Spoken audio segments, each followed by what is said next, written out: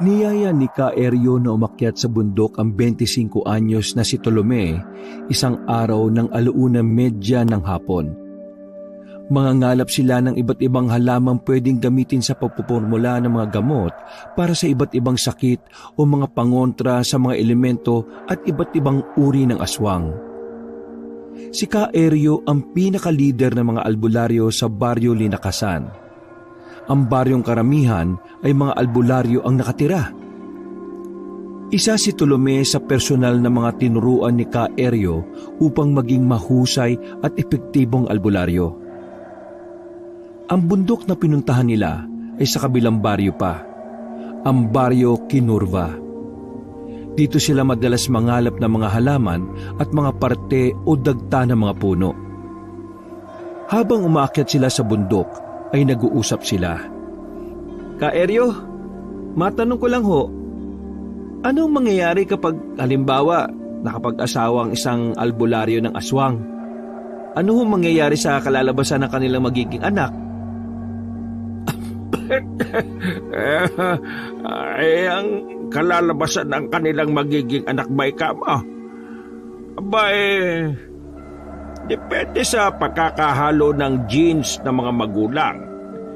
Pwedeng mas lamang na dugong albularyo pa rin ang manalaytay sa kanya at ang dugong aswang patagulang. Pwede rin yung dugong aswang ang mangibabaw at ang dugong albularyo naman ang tago.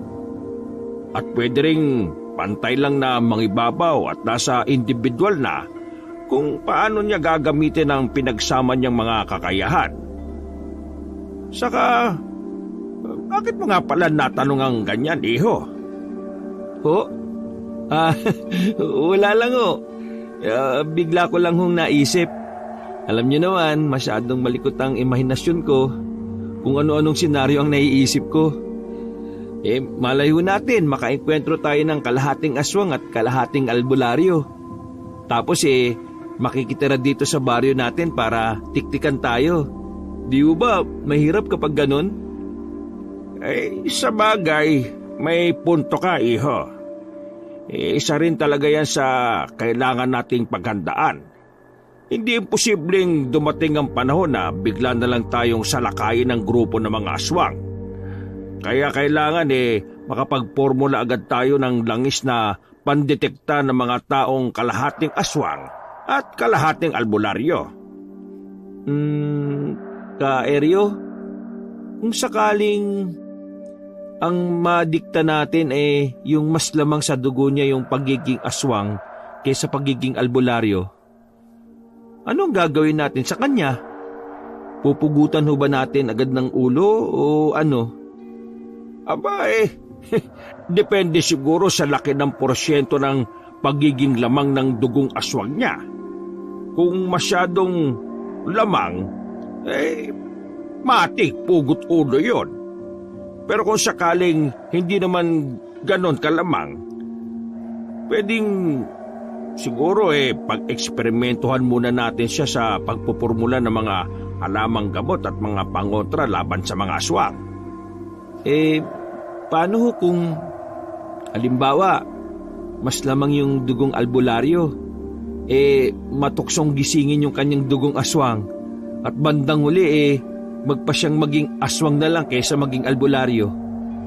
Magiging banta pa ba siya sa ating mga albularyo at sa mga tao? Magiging mas malakas po kaya siya kaysa purong aswang? Abay, oo, iho. Magiging banta siya sa ating mga albularyo. Pwede kasing pagkaroon na siya ng kakayahang kontrahin ang kakayahan natin mga albularyo. Pwede pa ngang maging immune siya sa atin.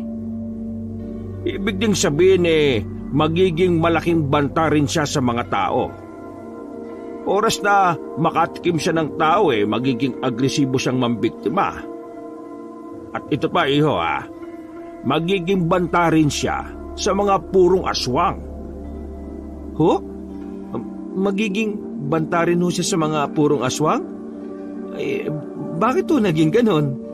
Di posible rin hong kalabanin niya yung mga purong aswang. Oo, tama ka, Tolome. Kakalabanin talaga siya ng mga purong aswang. Papanong hindi? Nandun ang tendensiya niyang pati puro aswang katatakaman niyang kainin na pares ng pagkatakam niya sa normal na tao. Liban pa sa dahilang mas malakas siya ng 3 beses sa puro mga aswang, ha? Ganun ho ba yun? Di, napakadelikado ho pala talaga na may makapasok sa baryo natin na kalahating albularyo at kalahating aswang. Pero teka, nakaengkwentro na ho ba kayo dati ng ganun? Oo, iho. Hindi nawawala sa kasaysayan ng angkan natin mga albularyo ang engkwentro sa tinatawag na hating lahi. Oo, bihira lang magkaroon ng ganyang lahi at hindi rin sila dumarami sa kadahilan ng hindi na ipapamana ang ganyang genes. Isa pa, ang mga aswang takot magpalahi sa mga albularyo. Alam mo na yung mga tendensiya tulad ng mga nabanggit ko. Pagdating sa ating mga albularyo, may espesyal na layunin kung bakit ang ilan nating kalahi nagtatangkang lahian ng ilang aswang. Hindi nga lang madali ang ganitong mga pagtatangka. Mahirap at delikado kasi. Magiging madali lang kung makakatagpo ang isang lalaking albularyo ng mabait na babaeng aswang. Ang magiging anak nila ay magiging malaking asset sa angkan ng lahi ng mga albularyo. Lalo na kung maayos na gagabayan o sasanayin. Oh? Talaga? Magiging asset sila?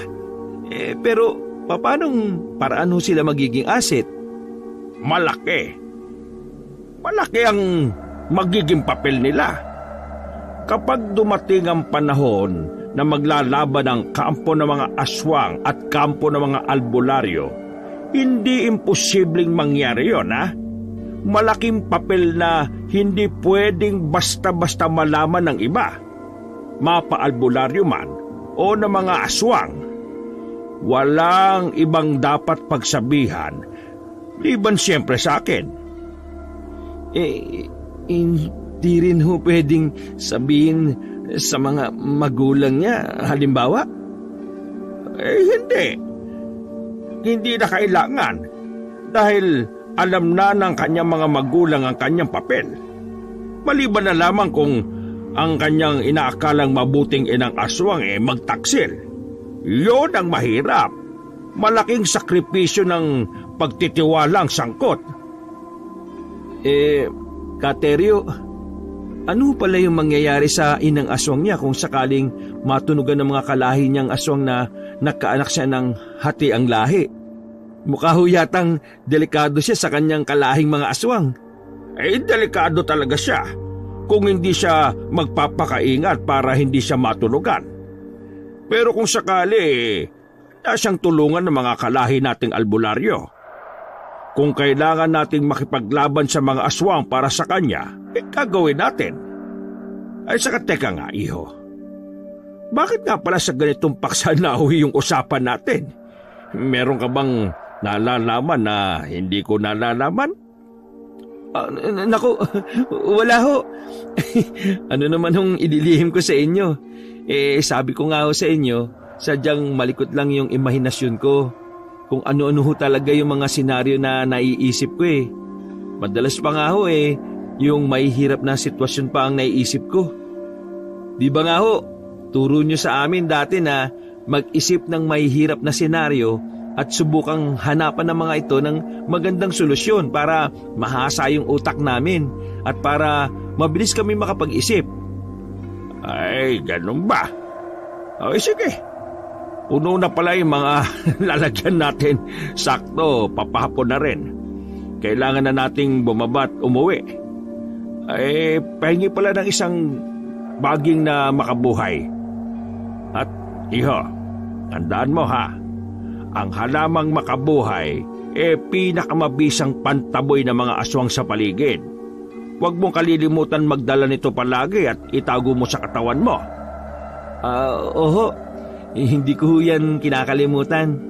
Marami nga ho akong langis ng makabuhay sa bahay Pero, teka nga ho pala, paano sa may lahing hating albularyo at Aswang, ubra din ho ba sa kanila ang epekto ng makabuhay?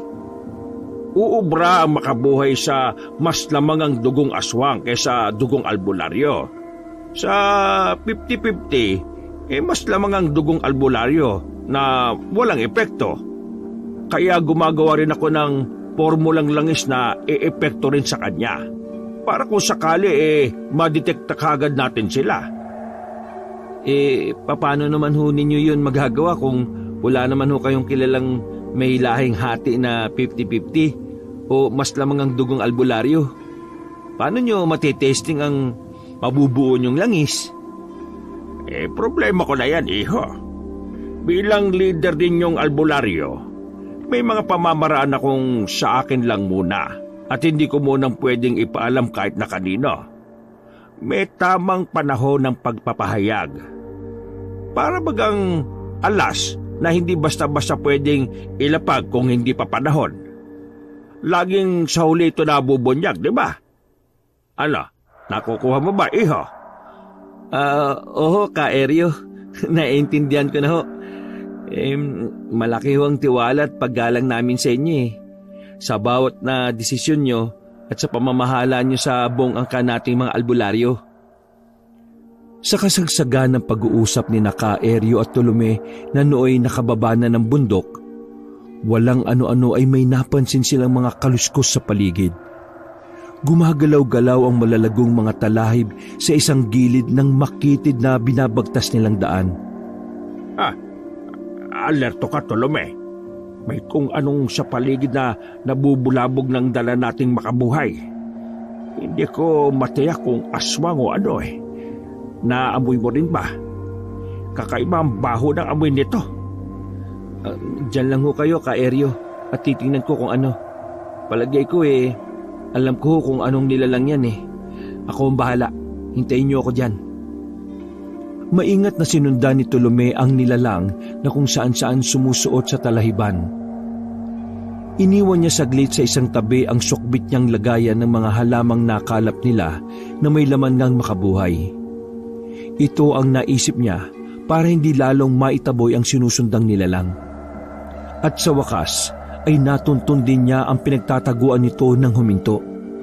Isa itong sigbin at pamilyar sa kanya ang sigbin na yon. Ang sigbin ni Ina? Anong ginagawa niya rito? May nangyari kayang masama kay Ina? Naku, hindi maganda ang kutob ko rito Walang ano-ano'y biglang dinamba si Tolome ng sigbin nang maamoy nito ang kanyang presensya. Ngunit ang pagdambang yon ay hindi pasalakay kundi sinyalis ng pagkasabik. Parang kilala rin ng sigbin si Tolome. Dinala-dilaan nito ang balat ni Tolome na parang maamong alagang aso. Pagkaraan ay parang inaya siya nito at pinagmamadaling pumunta sa isang lugar. Habang sinusundan ni Tolome ang sigbin, ay kinatkat siya ng kaba nang mapansin niyang ang binabaybay na daan ng sigbin ay may mga bakas ng dugo sa paligid. Habang tumatagal din ay may naririnig siyang mahihinang ungol na may kasamang paghikbi. Nang sa wakas ay huminto ang sigbin sa isang banda, ay ganun na lang ang pagkagulat ni Tolome sa nasaksihan. Ina, anong nangyari sa inyo? Sino may kagagawa nito sa inyo? Mananagot sa akin ang sino mang nangasasaktan ka, Ina. Nagpadali ka, anak. Wala nang panahon para magpaliwanag pa ako sa iyo. Dalhin mo ko sa inyong baryo. Kailangan kong makausap si Eryo. Pero Ina, delikado ka sa baryo namin dahil isa kang aswang. Malalakas sa mga pangontra sa aswang ng mga kababaryo kong albularyo. Hindi ka magtatagal doon. At bakit si Ka-Eryo pa ang gusto mong kausapin? Pakiusap, anak. Basta sundin mo na lang ako. Pakagat na ang dilim. Sisimulan na akong tugisin ang mga kalahi kong aswang. Iligtas mo ako, anak. Pakiusap. Anong ibig niyo sabihin? Bakit kayo tutugisin ng mga kalahi niyong aswang? Nalaman na ba nila ang pinakatatago nating lihim? Oo, anak. May pakialamera kasing nangialam sa cellphone ko at nabasa niya ang palitan natin ng mga messages at isinumbong ako sa pinuno naming aswang.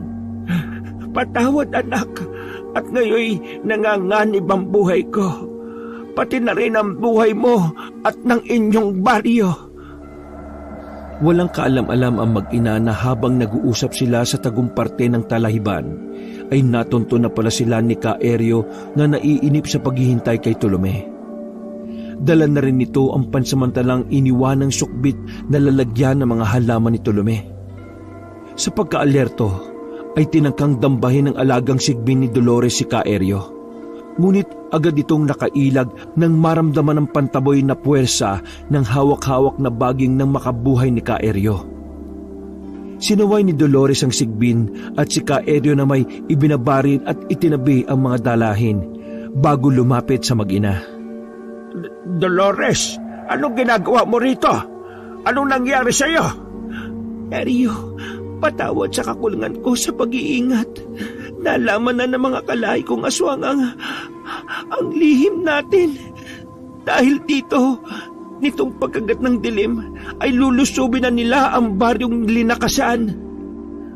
Ganon ba, Tolome? Kunin mo ang lalagyan ng mga halamang gamot. Ihiwalay mo ang mga makabuhay at dalhin mo sa akin. Kailangang malapatan ng paunang lunas ang mga sugat ng iyong ina. Hindi to basta-basta mapaghihilom ng laway ng iyong ina dahil mga aswang mismo ang nagdulot sa kanya ng mga ito at hindi tao. Sige na, Tolome, magmadali ka. Mabilis namang tumalima si Tolome, ngunit hindi maipinta ang kanyang pagmumukha dahil sa mga narinig mula sa bibig ng kanyang ina. Nakakunot ang kanyang noo, naniningkit ang mga mata at malalim na napapaisip.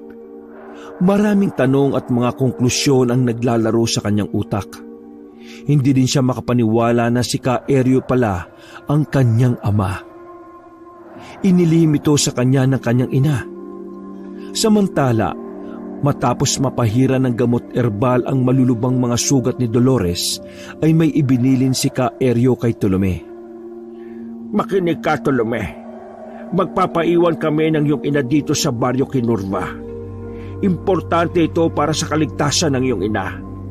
Ang baryo nating mga albularyo, ang pakay nila. Kaya dito muna kami ng inay mo magtatago.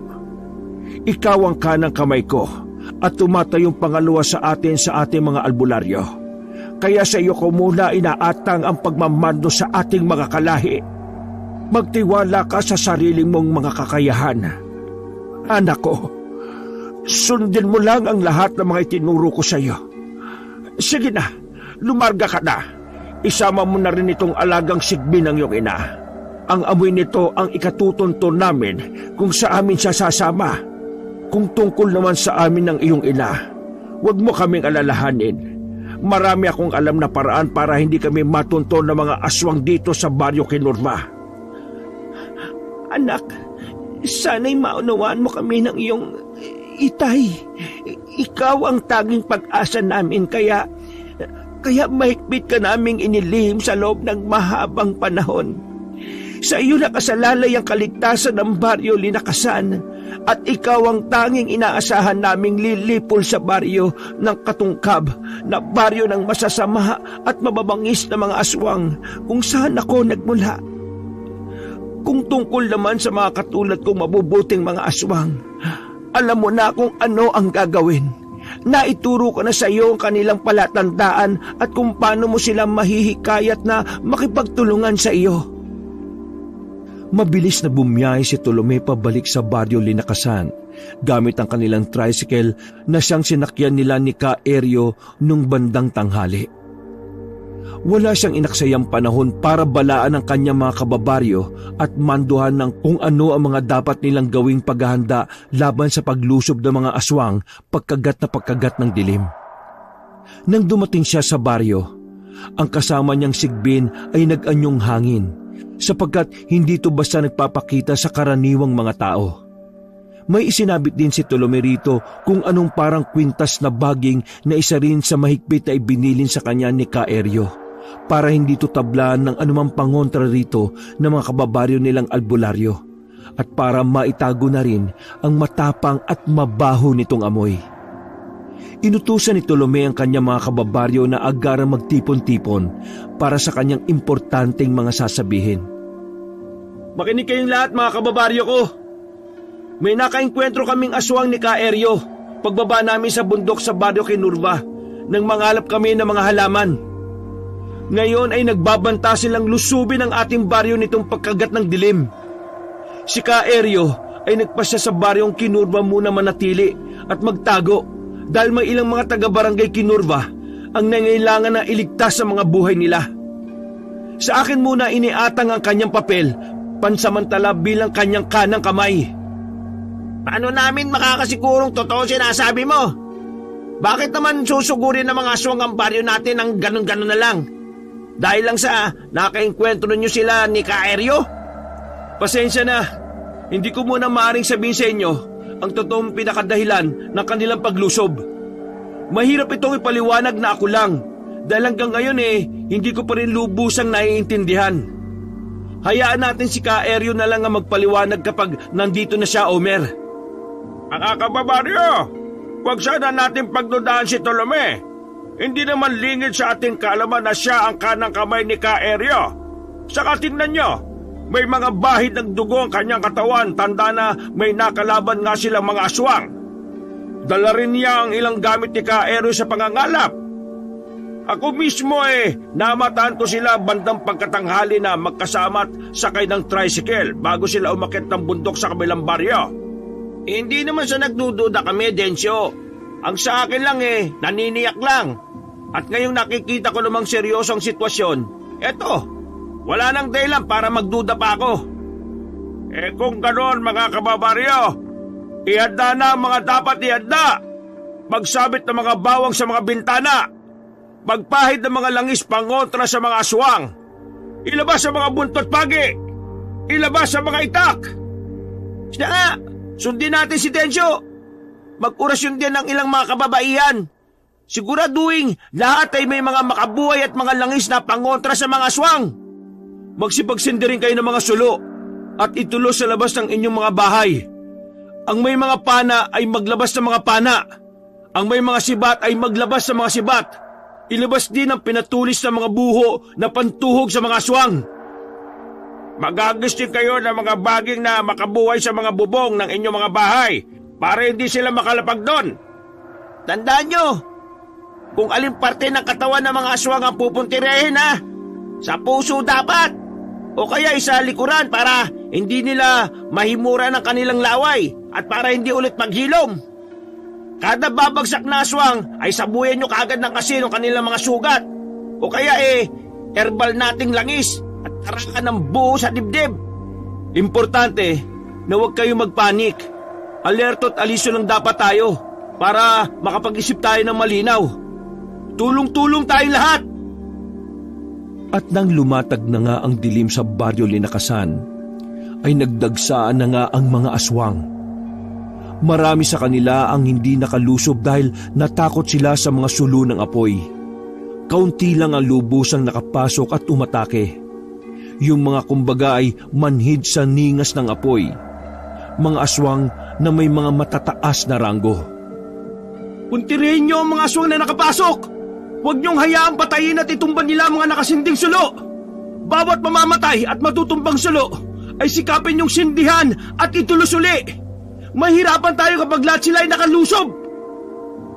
Nakakakilabot na pagdanak ng dugo ang naganap sa baryo Linakasan. Marami sa mga aswang ang napuruhan at sinunog ng mga taga-baryo. Ngunit karamihan sa mga ito'y pangkaraniwan o may hinang mga aswang lamang. Ang mas malalakas na mga aswang ay nahirapan silang kalabanin. Mas maliliksi at malalakas sa mga ito. Isa pa ay hindi gaanong tumatalab sa mga aswang na ito ang kanilang mga pangontrang langis. Mga kababaryo, sikapin natin makapagpabagsak ng isang malakas na aswang. Pagtulungan natin, kahit isa lang. Importanteng may mapag-eksperimentuhan kami ni Kaeryo para makapagpormula kami ng mas mabisang pangontrang herbal na langis laban sa kanila.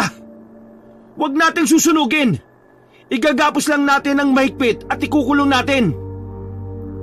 Nahirapan silang makapagpabagsak ng isang malakas na aswang, pero nagawa naman nila. Si Tolome mismo ang gumapos dito sapagkat lihim siyang may kalakasang taglay na mas malakas pa sa pinabagsak nilang aswang. Minalis na mapuruhan ng ilan sa mga kababaryo ni Tolome na kagagawa ng mas malalakas na mga aswang. Tinangay din ng mga ito ang kanilang mga katawan. Buong magdamag ang matinding labanang nangyari. Natapos lang ang laban nang mag-umpisa ng lumatag ang bukang ni Wayway. Kusang nag-atrasa ng mga aswang dahil babalik na ang mga ito sa kanilang anyong tao na mahina na kapag nasikata ng araw. Kawawa naman ang mga napuruan at natangay sa mga kababaryo natin, Tolome. Marami rin sa mga kababaryo natin ang malubang nasugatan. Kailangan natin ng maraming herbal na gamot. Ngunit lahat tayo pagod na at wala pang pahinga. Sino ang aatasan nating magsipagkuha ng mga halamang gamot? Huwag kang mag-alala, Mang Densyo. Ako na mismo magtitipo ng mga kailangan. Pupunta ako ng bundok ng Bado Kinurba. Tuloy, kukumustahin ko na rin si Kaeryo. Aalamin ko rin kung ligtas din ba ang kabilang baryo. Sigurado ka bang kakayanin mo pa, Tolome? Kung magpahinga't umidlip ka kaya muna bago ka lumarga. Magdamag kaya tayong nakipaglaban at walang kahit na kaunting tulog. Ako mismo mahilo-hilo na sa puyat at pagod. Huwag niyo akong alalahanin, Mang Densyo. Kayang-kaya ko pa sarili ko. Isa pa, kargo ko mga kababaryo natin bilang kanang kamay ni Kaeryo. Gagawin kong lahat para sa ikatitiwasay ng lahat. Ipagiganti ko kayong lahat sa mga aswang na yon. Isang araw ay uubusin natin sila. Naniniwala akong kaya mo yan, Tolome. Isa ako sa masugid mong alagad at taga-suporta. Maswerte kami na may kababaryo kaming katulad mo na handang isakripisyo ang lahat para sa nakararami. Ang totoo gusto ko maging katulad mo. Ikaw ang role model ko. Salamat sa suporta, Mang Densyo. Nakakatuwang malamang tinitingilan niyo pala ako bilang role model niyo. Hayaan nyo, hindi kayo mabibigo sa akin, pati na ang buong baryo natin. O siya, sa'yo ko muna ibibili ng baryo natin ha. Gamutin nyo ang mga malubang na sugatan. Higit sa lahat, mahigpit nyong bantayan yung nakakulong na aswang na nahuli natin kagabi. Huwag nyong hahayaang makatakas yun. Iwasan din yung makipag-usap sa kanya at baka isahan niya kayo sa pamamagitan ng gawa-gawang mga kwento at mga kasinungalingan. Dumiretso na nga si Tolome sa baryo Kinurba. Pinuntahan niya ang pamilyang pansamantalang kumupkup sa kanyang ina at kay Kaeryo. Pagdating niya roon ay sakto namang nagpapaalam na para umalis si Kaeryo at ang kanyang ina sa pamilyang yon. Matapos magpaalam at makalayo sa bahay ng pamilyang yon, ay sakalang sumalubong si Tolome. Tolome, kumusta? Ayos ka lang. Kumusta ang baryo natin? Mukhang sumalaki nga talaga mga aswang Tingnan mo damit mo, puno ng bahid ng dugo. Ano na nangyari sa mga kababaryo natin? Sana kaunti lang ang mga napuruhan. Naging maduguho at talagang matindi ang labanan kagabi. Marami naman ho kaming napatay ng mga aswang pero panay mahihinang mga aswang lang ho. Nahirapan ho kami sa mas malalakas na mga aswang Hindi na ho gaanong tumatalab sa kanila yung mga pangontra nating langis. Marami rin ho sa mga kababaryo natin ang napatay nila at tinangay ang mga katawan. Nagsikap po kaming mapabagsak at manghuli ng isa sa mga malalakas na mga aswang. At nagtagumpay naman ho kami. Iginapos ho namin at saka ikinulong. Mabuti naman anak ko at walang masamang nangyari sa iyo. Talaga bang wala ka ni galos anak? Matingnan nga. Mabuti rin at hindi ka nag-anyong aswang sa harap ng iyong mga kababaryo. Kung hindi, baka mapagkamalang kanilang kabilang sa mga kaaway na aswang. Hindi naman ho, ina. Saka kahit kailan ho hindi ko pa naramdaman yung parang gusto kong mag-anyong aswang Posible ho ba yon? Gayong mas lamang sa akin ang dugong albularyo kaysa dugong aswang? Posible yon, Tolome. Tulad ng napag-usapan natin sa bundok. At saka, matanong nga kita, Nung kasagsagan ba ng pakikipaglaban mo sa mga aswang kagabi, wala kang kakaibang naramdaman sa iyong sarili? Meron ho eh. Yung parang habang tumatagal sa laban lalo kong lumalakas. Parang ahong hindi ako nakaramdam ng pagod matapos yung laban kaninang madaling araw eh. Isa pa ho, kahit wala pa akong tulog buhay na buhay pa rin ang aking diwa. Dumating na nga ang tamang panahon na ang inilagay ko sa iyong pampigil ay binubuwag na ng iyong nagigising na dugong aswang. Panahon na rin para ihanda ka sa iyong mahirap at hindi basta-bastang papel. 2 papel sa iisang katauhan. Ikaw ang magdidesisyon ng iyong kapalaran, anak. Nasa magiging desisyon mo rin nakasalalay ang kapalaran ng baryo Linakasan at ng tinubuang baryo ng iyong ina. Alin papel ang pipiliin mo, anak? Ang maging tagapagtanggol ng baryo ng iyong ama o maging kaisa ng mga kalahi kong masasamang mga aswang? Alin man ang iyong piliin, ito lang ang masasabi ko, anak. Itinago kita sa mga kalahi kong masasamang mga aswang dahil kung malalaman nila ang tungkol sa iyo, hindi ka nila hahayaang mabuhay. Ipinuslit kita sa baryo ng iyong ama para sa iyong kaligtasan at para sa importanteng papel na ngayoy nakaatang na nga sa iyo. Oo, oras na tuluyang magising ang dugo mong aswang ay magiging napakalakas ng iyong puwersa at gusto kong gamitin mo ito sa responsable at tamang paraan. Makakaasa ba kami sa iyo, anak ko? Timbangin mo sanang maigi ang mga bagay-bagay at maisaalang-alang mo sana ang mga sakripisyo namin ng iyong ina para maisilang ang isang katulad mo sa mundo. Sa kanyang mga narinig ay wala nang nagawa si Tolome kundi ang mapasugod ng mahigpit na yakap sa kanyang mga magulang. Mangyak-ngyak pa nga niyang tinugo ng mga ito. Makakaasa ho kayo sa akin. Sisikapin kong isulong kung ano ang tama at mabuti. Nariyan naman ho kayo para gabayan ako sa papel na iniatang niyo sa akin. Itinuturing ko itong malaking pribilehiyo dahil sa inyo mismo nagmula ang importanteng atas na ito. Isa pa ho'y nangako ko sa mga kababaryo ko na ipaghihiganti ko mga namatay nating mga kababaryo at uubusin ko ang masasamang lahi ng mga aswang. Samantala, habang nasa baryo Kinurva pa si Tolome at ang kanyang mga magulang, may hindi naman magandang nangyayari sa baryo Linakasan dahil sa nakakulong na nahuli nilang isang aswang noong kasagsagan ng laban ng nagdaang gabi. Habang nangyayari ito'y lihim na nagmamasid ang naka-invisible na alagang sigbin ng ina ni Tolome. Nangyaring naiwan ito at hindi nakasama kay Tolome sa baryo Kinurva. Kawawang baryong Linakasan. Wala silang kaalam-alam na isa sa kanila ay may dugong aswang. May kinukupkup silang balang araw ay babaliktad at uubos sa lahi ng mga albularyo.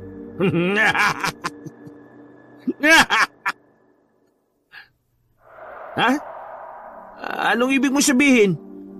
Paano magkakaroon ng may dugong aswang sa isang baryong pulis sa mga albularyo nakatira? Lahat kami rito ay may mga pangontra sa aswang, no? Kaya walang aswang na magtatangkang tumira dito. Loko to. Wala nga talaga kayong alam. Alam niyo ba kung bakit kami lumusob dito sa baryo ninyo? Malamang dahil gusto niyong magiganti kay Tolome at kay Kaeryo na dalawa sa pinakamalakas naming mga albularyo dito sa aming baryo. Kitang-kita mo naman ang labanan kagabi, di ba? Mas marami kaming napabagsak sa inyo. At isa ka sa minalas na nahuli. Hindi mo ba nararamdaman kung gaano kalakas ang gumapo sa iyo? Siya si Tolome, ang kanang kamay ng aming si Kaeryo. Tolome, malamang na siya ang anak ng taksil naming kalahing si Dolores. Totoong pambihira ang lakas niya. Isa sa senyales na may dugo siyang aswang. Siya ang tinutukoy ko. At kanang kamay pala siya mismo ng inyong leader? Kaduda-duda. Malamang na anak mismo siya ng inyong leader kay Dolores. Tumahimik ka! Akala mo ba maniniwala kami sa mga pinagsasabi mo? Hindi ba namin alam na nagtatangka ka lang na linlangin kami at gusto mo lang kaming guluhin at magwatak-watakin? Hindi ko kayo masisisi kung ganyan ang iisipin nyo sa mga sinabi ko. Pero natanong naman ninyo sa tuluming yon ang totoong dahilan kung bakit kami lumusob? Kung sakali man, nasagot din ba niya ang tanong ninyo? Biglang naalala ng mga nagbabantay sa nahuling aswang ang tagpong yon nang tanungin nila si Tolome kung bakit bigla na lang lulusob ang mga aswang sa kanilang baryo. Brad, hindi nga pala direktang sinagot ni Tolome yung tanong natin yun ng magtipon-tipon tayo kahapon, no? Napansin kong nag-alangan pa nga si Tolome kung sasagutin niya yung tanong o hindi eh. Parang may alam siya na hindi lang niya masabi-sabi. Piyadong may lihim nga siyang itinatago sa atin Hindi sa may inililihim siya, Omer. Kaya parang nag-aalangan siyang sumagot kahapon. Hindi ba sinabi rin niyang hindi niya lubos na naiintindihan pa ang sitwasyon kaya si Ka Eryo na lang daw ang magpapaliwanag sa atin kapag dumating na siya rito sa baryo natin? Parang medyo duda na rin ako kay Ka Eryo Duda ako sa kanila ni Tolome. Paano kung isa nga sa kanila ang may dugong aswang? Alam naman ninyo sa kasaysayan ng baryo natin may mga hating lahi pa rin nakakapasok sa ating baryo. At madalas nauuwi sa katakot-takot na ubusan ng lahi sa pagitan ng mga aswang at ng lahi nating mga albularyo. Kaya hindi pwedeng maulit-uli yung ganon, ano? Kaawa-awang baryong linakasan. Mukhang sa pagkakataong ito tuluyan ng mabubura ang kanilang lahi. Mukhang sa kamay pa ng kanilang leader at ng kanang kamay kuno nito. Kailangan malaman to ng ating mga kababaryo. Hindi pwedeng maulit ang madugong nangyari sa nakaraan nating kasaysayan, no? Kailangang maharang ang muling pagpasok dito ni Ka Eryo at Tolome. Agad-agad ay humiwalay si Omer sa mga nagbabantay at tumatakbong pumaroon sa mga kababaryo para ipaabot ang mga impormasyong nasagap niya sa nahuli nilang aswang. Bunga nito'y nagpulong-pulong ang mga matatandang albularyo at yung mga matatalino sa kanila. Bumuo sila ng inaakala nilang magandang plano para protektahan ang kanilang baryo. Si Densyo naman ay galit na binalingan ng nakakulong na aswang.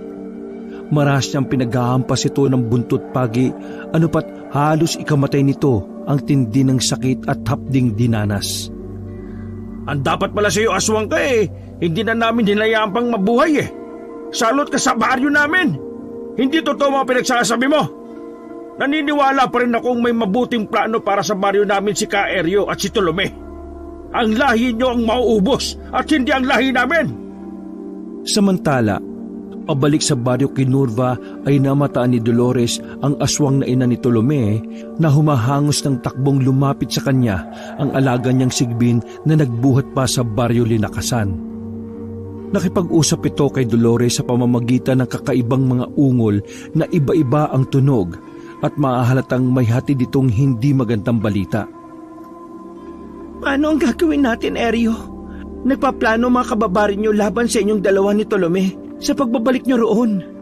Ibinalita raw ng nahuli niyong aswang na meron daw dugong aswang ang isa sa inyo at kayo ni Tolome ang pinagsususpetsahan.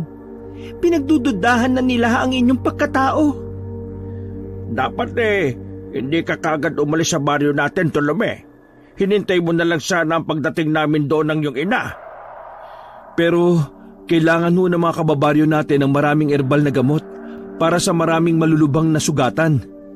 Magdamago ang pakikipaglaban namin sa mga aswang at halos lahat po sila wala pang tulog at nangihina na rin. Ako lang ho ang maaaring manguha ng mga halaman kaya pumarito po ako para kumuha sa bundok. Ganon ba? O sige, magmadali na lang tayong kumuha ng mga halamang gamot sa bundok. Habang nangunguha tayo'y mag-isip tayo ng magandang plano sa pagbabalik natin sa baryo. Kailangang makuha natin muli ang tiwala ng ating mga kababaryo at ipakita nating mabuti ang ating intensyon. At umakyat na nga sila ng bundok at doon pinag-usapan ang kanilang plano habang nagtitipon ng mga kailangang halamang gamot. Isasama niyo na rin ba ako sa baryo Linakasan, Eryo? Hindi kaya pagbantaan ng mga kababaryo mo ang buhay ko kapag nalaman nilang purong aswang ako? Depende sa magiging paliwanag ko sa kanila, Dolores. Pero may tiwala ko sa ating mga kababaryo. Alam nila ang mga sakripisyong ginawa ko para sa kanila at maiintindihan ng mga nakatatanda roon ng mga naging aksyon ko kung bakit sumapit tayo sa yugtong ito. Paano ang anak natin? Sa kanya ako mas kinakabahan. Wala pa tayong kasiguraduhan kung kaninong lahi ang mas mangingibabo sa katauhan niya. Alam kong mabait ang anak natin, pero hindi pa rin tayo nakasisiguro kung paano niya makukontrol ang dugong aswang niya. Siguro naman sa puntong ito baka lubusan na rin itong nagising. Natatakot ako, Eryo. Kalma mo lang ang sarili mo, Dolores. Ako man sa totoo lang kinakabahan sa anak natin. Pero sinisikap kong itago at huwag ipahalata sa kanya. Ikaw rin sana ganon ang gawin mo. Sa halip ipakita natin sa anak natin na 100% tayong nagtitiwala sa kanya.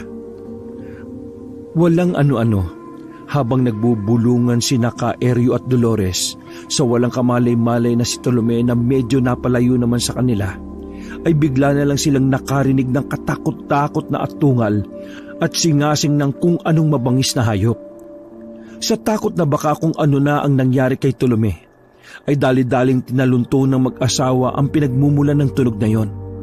Ngunit laking gulat nila nang tuluyang mamataan ang kakaibang nilalang ng harap-harapan. Sus Marios, Tolome, ikaw ba yan, anak ko? Tuluyan ang nagising ang dugong aswang ng anak natin, Dolores. Tolome, anak, kami ito, ang mga magulang mo. Sobrang nakakatakot ang pagbabagong anyo ni Tolome. Dahilan ng tuluyang pagkagising ng dugo niyang aswang. Doble ang kanyang laki, ano pat nagkapunit-punit ang suot niyang mga damit. Nang lingunin niya ang kanyang mga magulang pagkarinig ng boses ng mga ito, ay tinitigan niya ang mga ito ng sobrang talim saka nakaririnding sumingasing. Sabay na napaatras sina Eryo at Dolores at sabay ding napasalampak sa damuhan sa sobrang pangangatog ng kanilang mga tuhod dahil sa sobrang takot.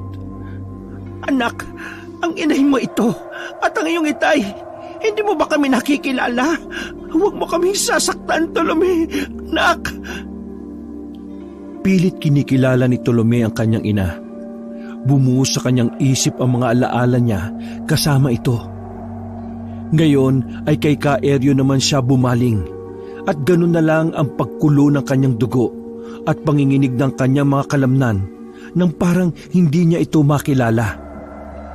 Tinangka niyang daluhungin si Eryo at lalapangin na lang sana niya ito kung hindi lang nagtulong na mamagitan ng kanyang ina at ang alaga nitong Sigbin. Wag, anak ko! Ang Eryo mo siya! Ang mismong itay mo! Hindi mo ba siya nakikilala? Hindi mo ba siya makapasa yung alaala? Ako ito, iyo, anak, ako ang kalahati ng iyong dugo. Alalahanin mo ang ipinangako mo sa akin at sa ating baryo na poprotektahan mo kami sa abot ng iyong makakaya laban sa kampo ng mga aswang. Inaasahan ko yun, anak ko. Sukat sa mga sinabi ni Eryo ay bumuhos din sa alaala ni Tolome ang mga panahong kasama niya ito. Biglang nawala ang kanyang mga alaala nang magbagong anyo siya dahil sa tuluyang pagkagising ng dugo niyang aswang. Ngunit nang ilang beses siyang marinig ang tinig ng kanyang mga magulang, ay kusang nanumbalik ang kanyang mga alaala. Dahil din dito'y bigla siyang nakaramdam na matinding pananakit ng kanyang ulo. Dumagdag pa ang amoy ng mga halamang gamot na kanilang tinipon.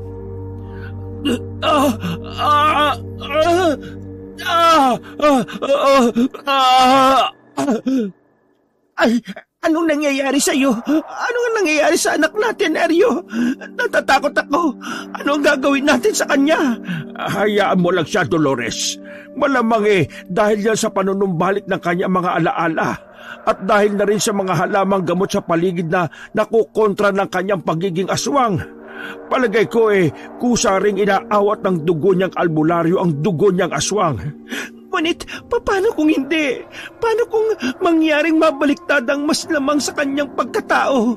Kung dati mas lamang sa kanyang dugong albularyo dahil tulog pa noon ng dugo niyang aswang. Paano kung ngayong gising na to'y ito naman ang mangibabaw? Obserbahan natin siya kung ano pa ang mangyayari sa kanya. Humanda rin tayo para kung sakaling manganib tayo, Dolores. Maghanap tayo ng pwede natin gamitin pamprotekta sa ating mga sarili. Papatay natin ang ating anak. Hindi, Eryo. Hindi ko maatim kahit ang saktan man lang ang anak natin. Saka, kahit kung sakaling maging mas lamang sa kanya ang dugong aswang, siguro'y hindi pa rin niya tayo magagawang saktan. Maaamoy ng anak natin ang ating dugo kahit papaano'y kaamoy tayo ng kanyang dugo. Habang nag-uusap ang mag-asaway, hindi nila namalayang wala na pala sa paligid si Tolome. Eryo, nasaan ang anak natin? Pati ang alaga kong Sigbin ay nawawala. Sinundan kaya nito ang anak natin? Ang gagawin natin ngayon, Eryo? Habang pinag-iisipan ni Ka Eryo ang mga ganap, ay may napansin siya sa damuhan kung saan nakatayo kanina si Tolome. Nilapitan niya ito tiningnan maigi. Teka, Dolores, ano itong nasa damuhan? Bakit may dilaw na likido rito? Ngayon lang ako nakakita ng ganito Baka alam mo kung ano ito, Dolores. Limitado lang ang alam ko sa mga aswang na tulad mo. Baka may koneksyon ito sa anak natin. Ha? Galing nga ito sa alaga kong Sigbin. Alam ko na kung bakit pati ang alaga ko'y nawawala, Eryo. May kung anong isinalin na kakayahan ng alaga ko sa anak natin. Sigurado ka ba riyan, Dolores? Anong kakayahan naman sa palagay mo ang isinalin ng Sigbin mo sa anak natin? Basta, Eryo, saka ko na sasabihin sa'yo. Hindi ko muna maaaring sabihin dahil mararamdaman ng alaga ko kung sasabihin ko kagad sa iba. Baka magtampo yun at bawiin ang isinalin nito sa anak natin. Sa ngayon ay isisikreto ko muna ito. Saka mo na lang malalaman kapag nagtagumpay ang plano ng Sigbin ko. Ganun ba? Kung ganun kailangan na natin bumalik sa linakasan. Hindi pwedeng pabayaan natin sila roon. Sigurado akong babalik para sumalakay muli ang mga aswang pagsapit ng gabi. Ikaw na rin ang nagsabi sa plano ng leader ninyo na hindi sila titigil sa pagsalakay hanggat hindi kanila napapatay at ang anak natin. Handa na ako sa mga posibleng mangyari. Patutunayan ko sa kanila na malinis ang ating intensyon para sa Baryo Linakasan sa kabila ng lahat. Sa Baryo Linakasan naman, bago pa makarating doon sina Ka Eryo at Dolores, bandang tanghali ay may nauna nang nagdala roon ng tumpok-tumpok na mga halamang gamot. Si Dencio na isa sa mahigpit na nagbabantay sa nakakulong na nahuling aswang ang nakapansing may kung anong hindi nakikitang nilalang na naglalapag na mga yon malapit lang sa kinaroroonan niya. Naramdaman niya ring parang may kung anong humahagibis palapit sa kanya. Mang Dencio, magmadali kang ipamudmud ang mga halamang gamot na nakikita mo sa mga kababaryo natin. Ako na muna ang bahala magbantay sa aswang na ito. Tolome, ikaw ba yan? Bakit hindi kita makita? Anong nangyari sa'yo? Ako nga ito. Saka ko na ipapaliwanag sa iyo ang lahat. Sa ngayon ay sikreto muna natin ito. Ito ay para sa kaligtasan ko. Para mailigtas ko rin ang buong baryo sa pagsalakay muli ng mga aswang mamayang gabi. Sige na, magmadali ka. Ako nang bahala sa aswang na ito. Sige, masusunod. Salamat talaga sa mga sakripisyo mo. Siya nga pala, paano si Ka Eryo? Hindi muna siya pwedeng bumalik dito sa baryo. Mangyari, ipinagkalat ni Omer sa mga kababaryo natin ang kung ano-anong sinabi ng aswang na yan sa kulungan. May kinalaman sa inyo ni Ka Eryo. Ako naman hindi naniniwala sa mga yon. Malaki ang tiwala ko sa inyo ni Ka Eryo. Alam ko, Dencio, Kaya nagtitiwala rin ako sa iyo. Isa ka sa mga importanteng asset ng baryo natin at malaki ang pasasalamat ko sa iyo. Sige na, magmadali ka na. Kailangan na ng mga kabaryo natin ng mga halamang gamot na yan. Maghahanda pa tayo para sa muling pagsalakay ng mga aswang mamayang gabi.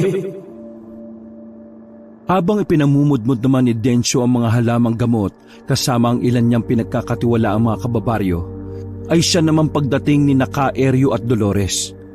Nang makita sila ng kanilang mga kababaryo'y kaagad silang pinalibutan na may daladala pang mga pangontrang langis at inumangan sila ng mga hawak nilang sandata. Mga kababaryo, narito na si Caerio na may kasamang babaeng hindi natin kilala. Sabuyan sila ng mga pangontrang langis dahil baka tutungan may dugo silang aswang. Paano na ako, Erio? Kapag nasabuyan ako ng langis, ito na nga bang kinatatakutan ko eh.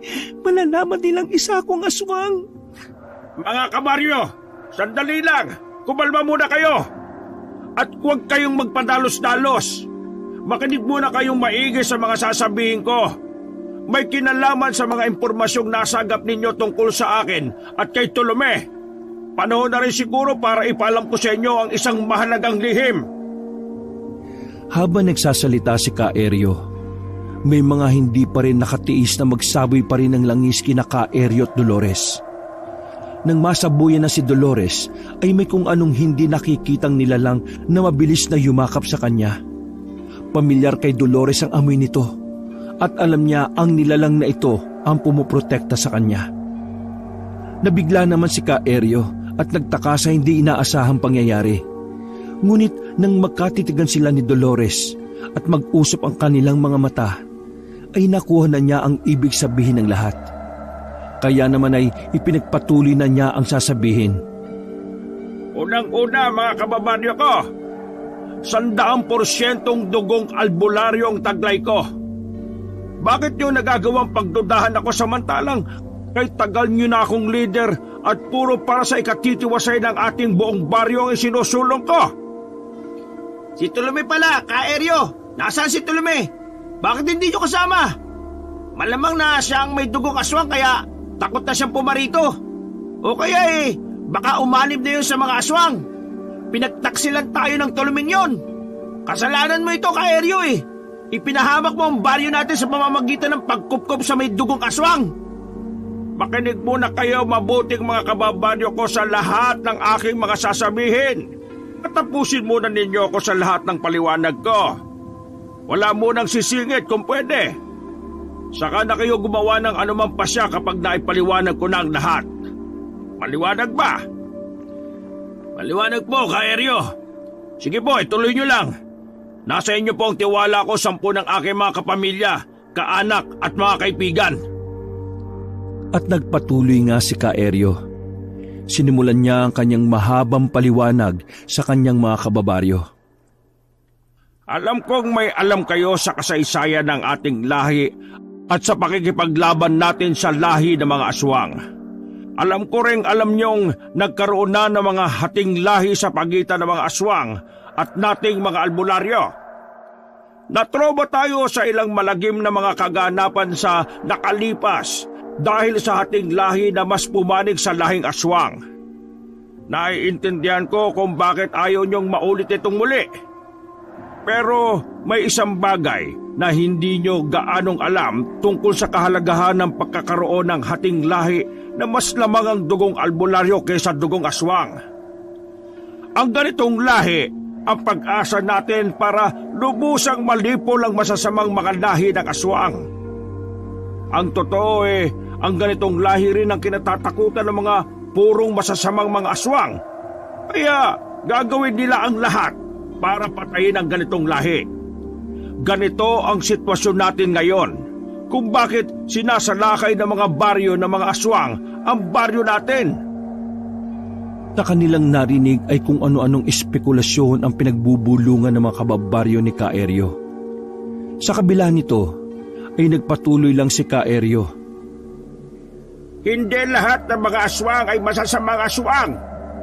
May ilan sa kanila na mabubuti at ayaw mambiktima ng mga tao at nagsisikap na mabuhay na tulad ng normal na tao. hindi sila dapat katakutan dahil hindi naman sila banta sa mga tao. Ang totoo palihim pa nga nilang inililigtas sa mga tao laban sa kanilang masasamang mga kalahi. Kung napansin nyo, sa naganap na pakikipaglaban nyo ng nagdaang gabi, ilan sa kanila ay hindi sumasalakay sa inyo at nagsisikap pa ngang tulungan o iligtas kayo sa ibang mga aswang. Isa sa dahilan kung bakit mas marami kayong napatay kaysa sa kanila. Muling umugong ang bulungan dahil sa kanilang napagtanto. Si Dencio ay isa sa mga tuwang-tuwa dahil talagang napansin niya yon sa kasagsagan ng kanilang pakikipaglaban. Samantala, si Omer naman ay naka-smith at nagdududa pa rin kay Ka-Eryo, na patuloy lang sa pagsasalita. Isang mabuting aswang na babae ang nakilala ko, si Dolores, at kasama ko siya ngayon. Oo, inilihim namin ang aming relasyon hanggang sa magkaanak kami, at ang naging anak namin ay si Tolome. Kung bakit dinala ko si Dolores dito ngayon, ay dahil nabunyag na sa mga kalahi niya ang pinakatatago naming lihim nang may makialam sa cellphone niya at mabasa ang mga lihim niyang mensahe kay Tolome at sa akin. Ngayon siya at si Tolome ay nanganganib ang mga buhay. Pati na rin ako. Gagawin ang lahat ng mga masasamang mga aswang para tuluyang patayin ang aking mag-ina. Ha! Kayo pala ang dahilan kung bakit pati ang buong baryo natin ay nadamay Mga kababaryo, ikulong natin sila. Sila lang palang pakay ng mga aswang Kaya pag sumalakay ulit sila mamayang gabi, ay ibigay na lang natin sila para wala na tayong problema. Pero hindi pa tapos si Ka-Eryo sa mga sinasabi niya. Bakit tayo magpapadalos-dalos? Hayaan muna natin siya matapos. Makinig kayo maigi sa akin. Mabubuti lahat ng intensyon ko para sa ating baryo. Kung bakit minabuti kong magkaanak kay Dolores ay para rin sa ating baryo. Ginusto ko talagang magkaanak ng hatiang lahi at sinuguro kong mas lamang sa kanya ang dugong albularyo kaysa aswang. Alam niyong personal kong tinuturuan si Tolome ng lahat ng bagay tungkol sa pagiging epektibo at mahusay na albularyo. Lahat ng kailangan ay itinuro ko sa kanya. Inihanda ko siya sa loob ng mahabang panahon dahil alam kong isang importanteng papel ang nakaatang sa kanya para sa ating baryo. Katulong ko rin si Dolores sa paghahanda kay Tolome. Itinuro rin ni Dolores sa kanya ang lahat ng tungkol sa mga kahinaan ng mga aswang, sampunan kung paano mas pasusulungin ang kanilang mga kakayahan para sa mabuting layunin. Narinig mo yun, Amer? Malaki ang papel ni Tolome para sa baryo natin. Sabi ko naman sa inyo hindi basta-basta ang bawat plano ni Ka-Eryo. Hindi mo siya dapat pinagdududahan. Pati tuloy ang buong baryo binigyan mo ng hindi kinakailangang pagdududa Hinawaan mo sila. Mas maniniwala ka sa sinabi ng nahuli nating aswang? Bakit mo ako sinisisi? Ang sa akin lang naman naniniguro. Masama bang manigurado para sa kaligtasan ng baryo natin? Saka, bakit ba wala ang Tolomeng yan? Bakit hindi siya nagpapakita? Maghintay ka lang. May maganda siyang plano para pabagsakin ang mga aswang. Nandyan lang siya sa paligid na hindi mo nalalaman. Hindi mo alam kung ano ang mga kapangyarihan niya at kung ano-ano pa ang mga kaya niyang gawin. Kaya kung ako sa iyo tigilan mo na nga yung pagdududa mo.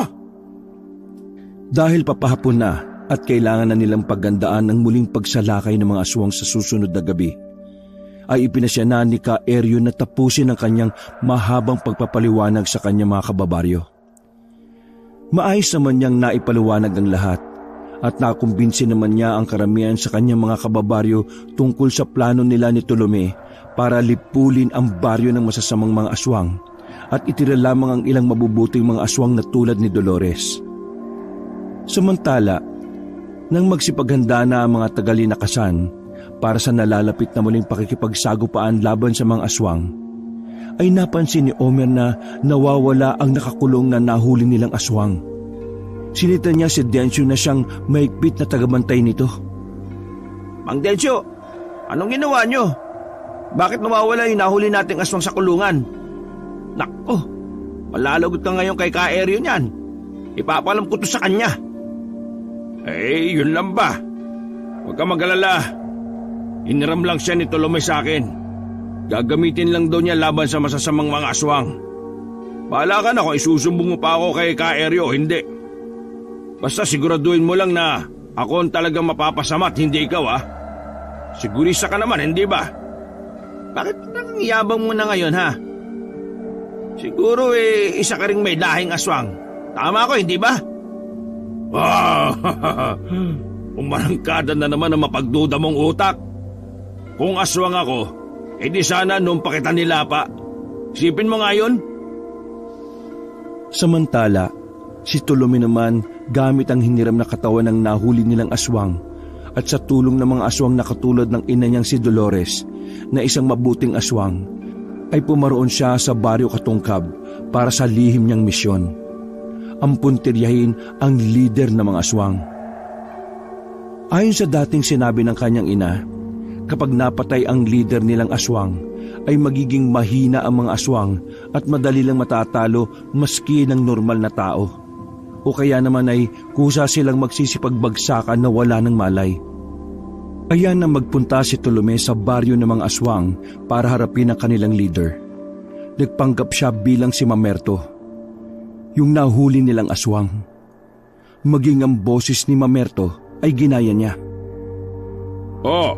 Mamerto, anong nangyari sa'yo?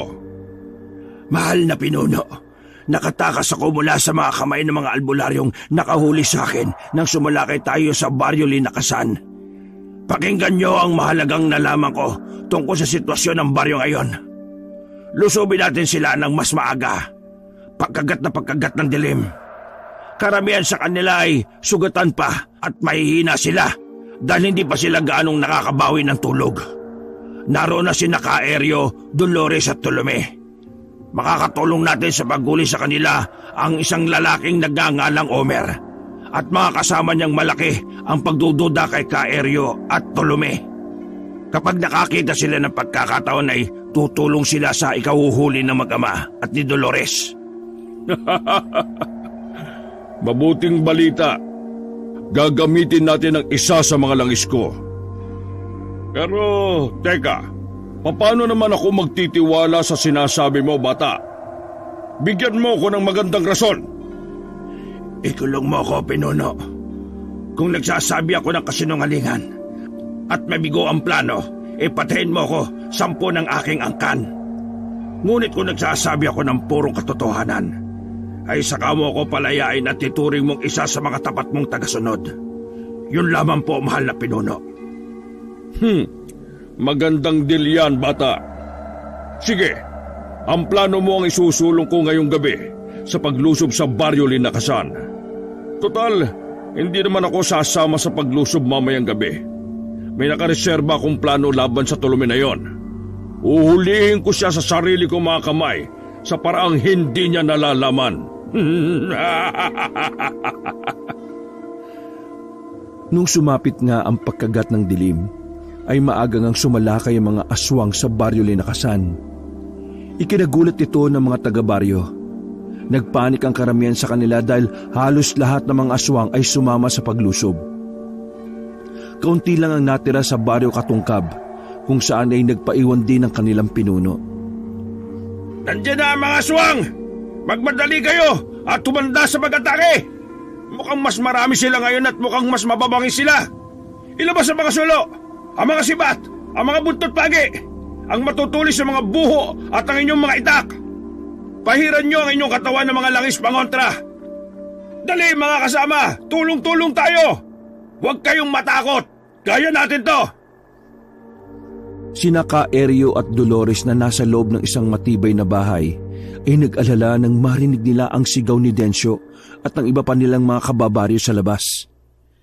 Eryo, saan ako magtatago? Anyong tao man o anyong aswang, madali lang ako makikilala o maamoy ng mga kalahi kong aswang. Sumama ka sa akin, Dolores. Kumapit ka at huwag kang hihiwalay sa akin. Poprotekta kita anuman ang mangyari. Hawakan mo itong isang buntot pagi. Ihataw mo ito sa mga aswang na magtatangkang lumapit sa atin. ingatan mo lang na huwag mahataw ang sarili mo, ha? Lalabas din ba tayo para makipaglaban? Hindi. Dito lang tayo dapat sa loob. Matibay naman itong bahay na ito. Hindi tayo basta-basta mapapasok ng mga aswang. Pero kailangan ako ng mga kababaryo ko, Dolores. Ayokong may masabi sila sa akin kapag hindi nila ako nakitang sumama sa kanila sa makikipaglaban. Isa pa hindi natin alam kung nasaan na si Tolome. Magtiwala ka sa anak natin. Nararamdaman ko kung nasan sila ngayon ang alaga kong Sigbin. May ibang misyon ng anak natin, Eryo. O sige, ganito.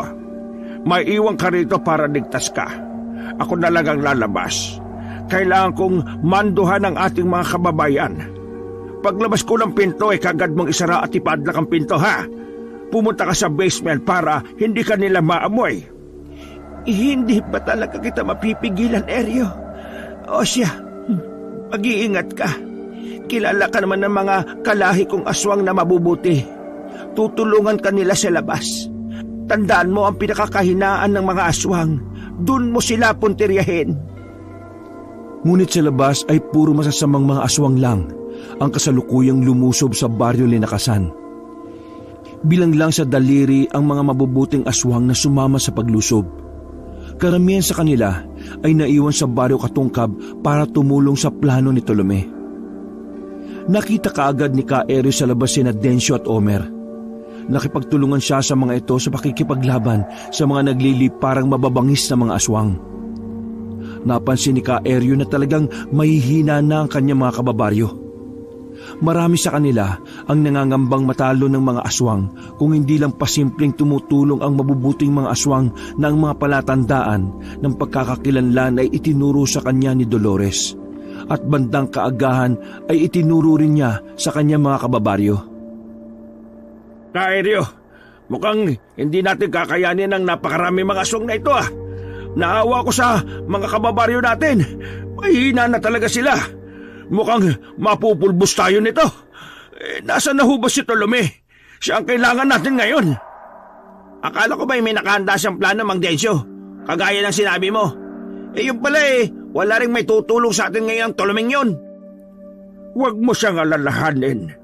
May kutob akong baka sa baryo Katungkab siya mismong lumusob. Napansin kong kakaunti lang ang mabubuting mga aswang na narito ngayon para tulungan tayo. Sa balwarte ho mismo ng mga aswang? Nako, delikado po siya ron. Ang pinuno po ng mga aswang ang makakaharap niya ron. Baka kailangan ko siyang puntahan. Ka-Eryo, kailangan ko siyang tulungan.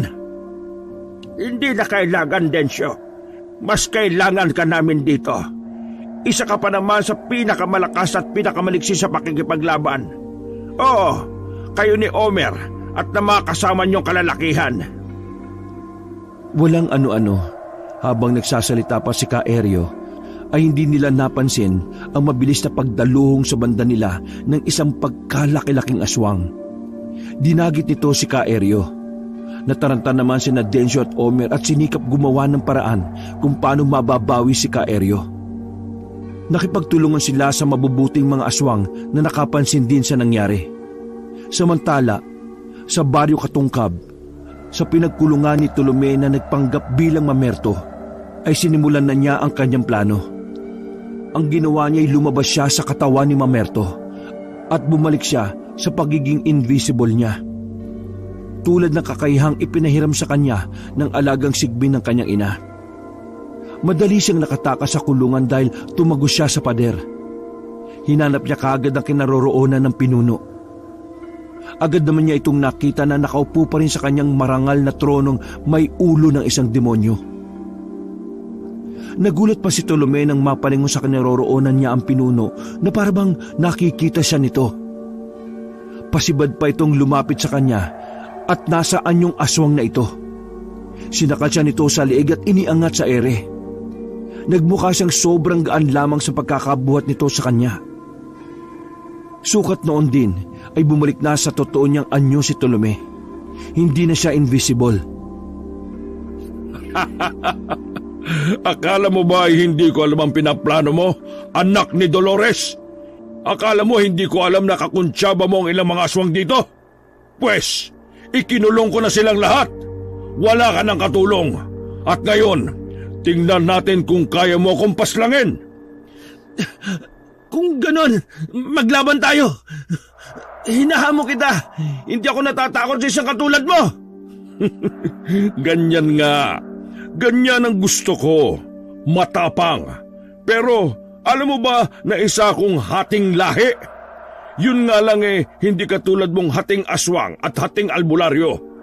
Mas malakas ako dahil hating aswang ako at hating espiritista. Hindi ito nabanggit sa iyo ng iyong ina, malamang. Simple lang, dahil ako lang ang nakakaalam. Kaya isa lang ang masasabi ko sa iyo. Katapusan na ng lahi niyong mga albularyo. Wala ka ng baryong linakasan na babalikan pang muli. Naniniwala ako sa sinasabi mo, mahal na pinuno. Karangalan kong makalaban ng isang sobrang lakas na lahing katulad mo. Isa itong karanasang hinding-hindi ko makakalimutan. Sa sinabi ni Tolome ay kumulo ang dugo ng pinunong aswang. Dahil dito ay ito na ang kusang nagpasimula ng laban. Pwes, simulan na natin ang laban. Makikita mo ang hinahanap mo. Nagulat si Tolome nang biglang naging itim na usok ang pinunong aswang sa kaunti-unting naglaho. Biglang hindi niya alam kung ano ang kanyang gagawin. Mabuti na lang at naisipan niyang gisingin kaagad ang kanyang dugong aswang. Mabilis na nagbago ang kanyang anyo. Ngayon ay triple na ang kanyang inilaki sa hindi niya malamang dahilan. Kasabay nito ay triple ring gumana ang kanyang mga pandama. Agad niyang naamoy ang kinaroroonan ng pinuno at agad ding nascan ng kanyang tumalas na paningin. Kahit pasibad ang kilos nito sa tangkang pag-atake sa kanya, nasusundan nito ng kanyang mga mata at nasabayan din niya ang galaw nito. Lalo pang binilisan ng pinunong aswang ang mga kilos nito. Ngunit katakataka namang mabilis din itong nasasabayan ni Tolome. Bandang huli, biglang dumami ang katauhan ng pinunong aswang. Kung kaya biglang nalito si Tolome at nagawa siyang pabagsakin ng pinunong aswang. Ngunit agad na nakabawi si Tolome. Agad din niyang nasundan at nagaya ang espesyal na kakayang yon ng pinunong aswang. Dumami rin ang kanyang katawan at sabay-sabay na pinasugod ang pasibad sa natuntun niyang totoong katawan ng kalabang aswang. Hindi niya ito tinantanan at nanggigigil siyang pinagluray-luray ang katawan nito hanggang sa pinong magkapira-piraso. Sinunog ni Tolome ang nagkapira-pirasong katawan ng pinunong aswang hanggang sa maging abo. Sa ganoong paraan ay wala ng tsansang mabuhay muli ang pinunong aswang. Samantala, sa baryo Linakasan, ganun na lang ang gulat ni Nadensyo at Omer nang biglang binitiwan si Kaeryo ng mga dumagit ditong aswang. Sumunod ay biglang nagkabagsakan sa lupa ang mga kalabang aswang. Kabilang na ang mabubuting mga aswang. Nakatinginan sa isa't isa ang tatlo. Anong nangyari sa mga aswang, Kaeryo? Bakit bigla na lang silang nagbagsakan? Ito na po bang resulta ng plano ni Tolome? Ito na nga siguro, Densyo. Siguro'y napatay ni Tolome ang pinuno ng mga aswang sa baryo Katungkab. Tagumpay ang kanyang plano. Nalipol na natin ang mga aswang ng baryo Katungkab. Ligtas na ang ating baryo! Paanong nagawa yun ni Tolome? Mag-isa lang ho niyang tinalo ang pinuno ng mga aswang. Ayan ka na naman, Omer. Pagdududaan mo na naman si Tolome. Tandaan mo, makapangyarihan ang tulad niyang kalahating aswang at kalahating albularyo. Walang imposible sa mga katulad niya. Ay siya, tara na. Kailangan natin sunugin ang lahat ng mga bumagsak na mga aswang at makabigla pa silang muling mabuhay. Ilabas niyo ang mga sulo at mga dayami. Magpadali kayo. Kaeryo, paano ang mga mabubuting aswang? Saka ang asawa po pala ninyong si Dolores. Ay, oo nga pala. Mabuti't pinaalala mo, Densyo.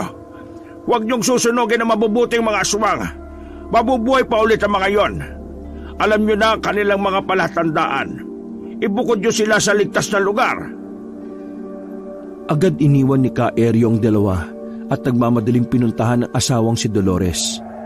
Nang datnan niya ito sa basement ng bahay na pinagtataguan nito'y nagulat siya nang madatnan niya roon si Tolome na inaasikaso ang katawan ng walang malay nitong ina. Meron na rin nakahilerang iba pang mabubuting mga aswang na galing pa sa baryo Katungkab.